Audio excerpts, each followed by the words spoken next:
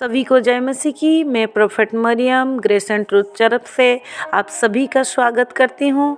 खुदा की हजूरी में आप सभी का स्वागत है। मैं उम्मीद करती हूँ आप सभी परमेश्वर के अनुग्रह से बहुत भले चंगे होंगे। आइए आज हम और एक इंटरेस्टिंग टॉपिक के साथ हम डिस्कस करेंगे और वचन को और भी गहराई से जानेंगे, जो कि बहुत जानने माने टॉपिक है और मसीह जीवन में हमें जानना चाहिए ईस्टर डे के बारे में। ईस्टर डे मसीहत के जीवन में क्या कहता है, उसका अहमियत क्या है, और ये सारे बातों को, कुछ इम्पोर्टेंट बातों को इसके ऊपर जानने के लिए हमारे बीच में हमें बताने के लिए पास्टर तिमोथी जी है, जो कि हमें गाइड करेंगे इस बारे में। आइए हम उनके मुंह से सुनते हैं। पास्टर जी, आपका स्वागत है। आपका जय मसीह की पास्टर जी। और आज आप हमें बताएंगे कि ईस्टर डे के बारे में कुछ इम्पोर्टेंट बातें जो कि मसीह लोगों को, सभी को, मुझे सभी को जानना बहुत ज़्यादा ज़रूरी है। Okay, thank you. बहुत बढ़िया टॉपिक का प्रश्न पूछने के लिए। मेरा आशा है कि मेरा ये जो विषय मैं बोलने जा रहा हूँ, जो भेद की बातें, ये खाली एक जगह में नहीं, पूरे कलीसिया हर एक मसीह लोगों के पास जाए। आमीन। तो सब लोग मनाते हैं ईस्टर डे। गुड फ्राइडे के दो दिन के बाद संडे आता है और ईस्टर संडे मनाते हैं। हैप्पी ईस्टर डे बोलते हैं सब लोग। फेसबुक में, व्हाट्सएप में सब लोग अपने एक पोस्ट डाल देते हैं, happy Easter day, happy Easter day. लेकिन मेरा प्रश्न है, ये ईस्टर है कौन? Who is Easter?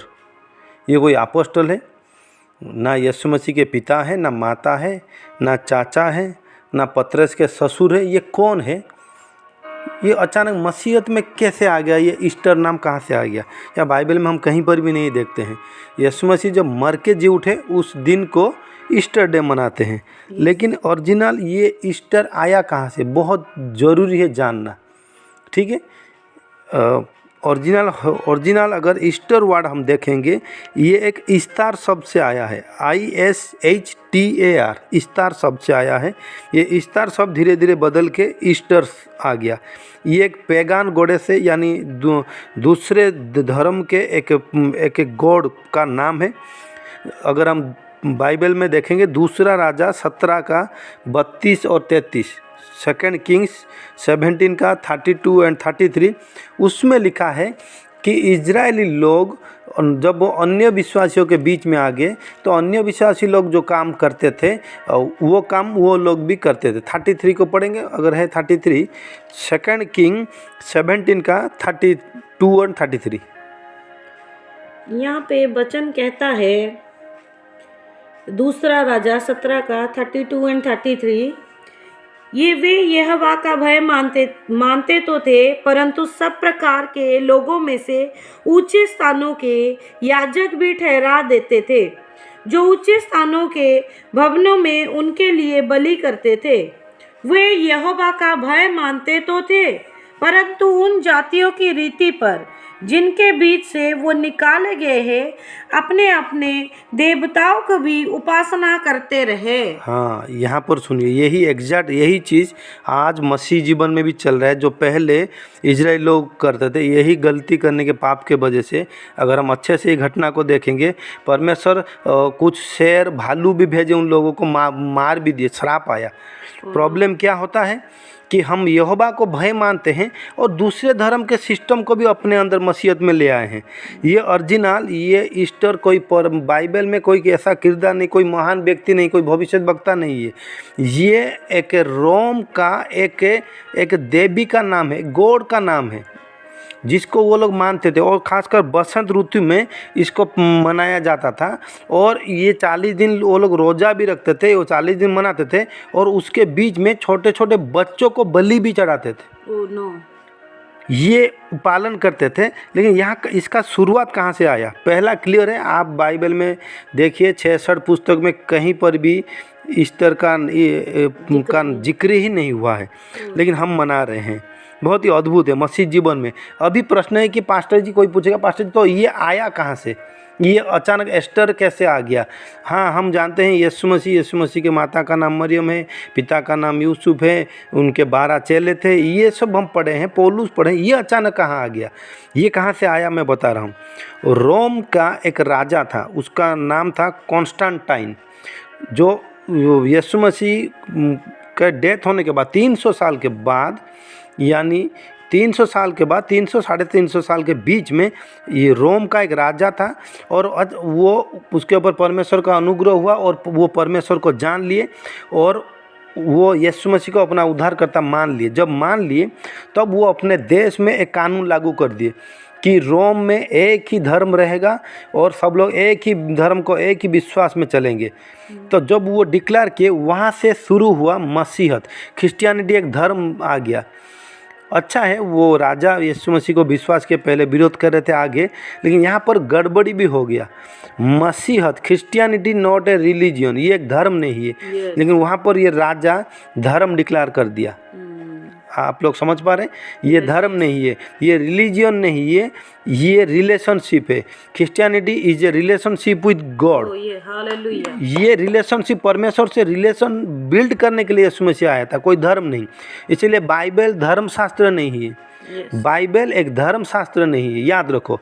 लोगों ने बाइबल धर्मशास्त्र नहीं तो क्या है? हाँ, हर धर्म का धर्मशास्त्र है, लेकिन बाइबल क्रिश्चियन लोगों के लिए धर्मशास्त्र नहीं है, ये पवित्र शास्त्र है। ये पढ़ के लोग पवित्र होंगे, ये पढ़ के दूसरे शास्त्र पढ़ के कोई धर्म में नहीं जाएंगे। बाइबल एक धर्मशास्त्र नहीं, पवित्र शास्त्र है। इसको पढ़ने से लोग पवित्र जीवन बिताते हैं, धार्मिकता को पाते हैं। आमेन, आमेन। ये डिफरेंट है। लेकिन रोम में जब राजा इसको विश्वास किया और बोला ये एक धर्म बना दें, तब क्या हुआ? रोम में यीशु मसीह को मानने वाले बहुत कम थे, लेकिन दूसरे जाति, दूसरे गॉड को, दूसरे देवी देवता को मानने वाले बहुत थे। तो वो लोग सब मिलके बोले, राजा ठीक है, आप जो नियम के बढ़िया है, मैं आपको क्रिश्चियनिटी का पूरा स्टार्टिंग से आप बता रहा हूँ। तब वो लोग कुछ ज्ञानी लोग आके, कुछ पंडित लोग आके उस राजा को बोले कि आप ठीक है, आप बोले तो एक धर्म सब समान हो जाएगा, हम एक धर्म को मानेंगे, लेकिन हमारे धर्म का जो कुछ खास पर्व है उसको भी मिला लेते हैं, कुछ प्रॉब्लम, हम आपको मानेंगे नहीं, उसको भी ऐड कर देंगे, उसके साथ मिला लेंगे। तो वही लोग, वो जो यीशु मसीह मर के जी उठे पुनरुत्थान को, उसको रेजरेक्शन डे का नाम ना देके उसको बोले एस्तर एक देवी है, हम मानते थे हमारे गॉड है, उसका नाम दे देते हैं।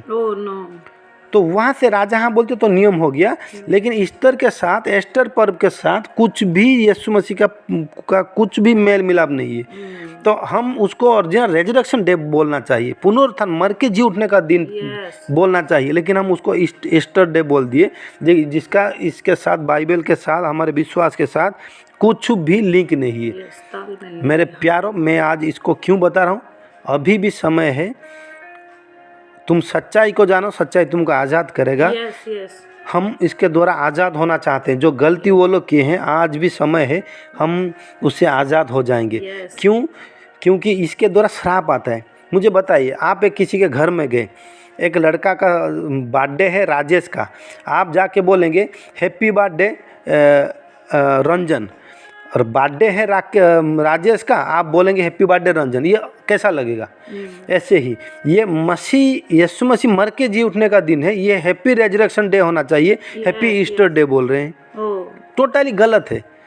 अगर उसका कुछ लिंक नहीं है तो हम अभी भी करेक्शन है। हम अपने चर्च को, खासकर मैं जिस चर्च में पास्टर हूँ, मैं अपने चर्च को तो बोलूँगा कि ईस्टर संडे हम बोलेंगे ही नहीं। रेजरेक्शन संडे, पुनरुत्थान का संडे बोलेंगे, मर के जी उठने का संडे, मृत्यु को हराने का संडे, निराशा व्यक्ति को आशा पाने का संडे है। ये उस देवी का नाम नहीं बोलेंगे, उस शैतान का शक्ति का नाम नहीं बोलेंगे, हम सच्चाई को बोलेंगे। आमीन, आमीन।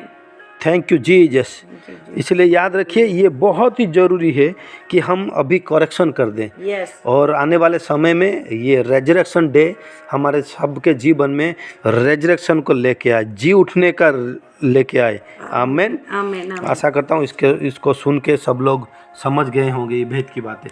थैंक यू पास्टर जी, इतने अच्छे और भेद की बातें हमें बताने के लिए। आज मैं भी ये वचन को सुन के खुद आशीषित हुई, और मैं विश्वास करती हूँ हमारे कलेसिया, साथ ही साथ जितने जने इस मैसेज को सुनेंगे उनके जीवन में भी अद्भुत बदलाहट को आएगा। हम ईस्टर डे कोई भी नहीं बोलेंगे, हम यीशु मसीह के नाम से वो आनंद के दिन को सेलिब्रेट करेंगे, और हम रेजरेक्शन डे या पुनरुत्थान दिन या जी उठने का दिन घोषणा करेंगे, और हम एक एक दूसरे को ऐसे ही हैप्पी रेजरेक्शन डे बोल के हम विश करेंगे और उस परमेश्वर को जिन्होंने अपने इकलौता बेटा को दिया था उनकी हम तारीफ करेंगे। धन्यवाद पास्टर जी। फिर से हम तारीफ करेंगे उस खुदा के लिए, सुंदर वचन के लिए। और मैं उम्मीद करती हूँ जितने जने आप लोग सुन रहे हैं और जितने जने सुनेंगे, आप लोग जहाँ से भी है आप आशीषित होंगे और आप ब्लेसिंग को अपने जीवन में जरूर लेंगे। सभी को जय मसीह की। God bless you.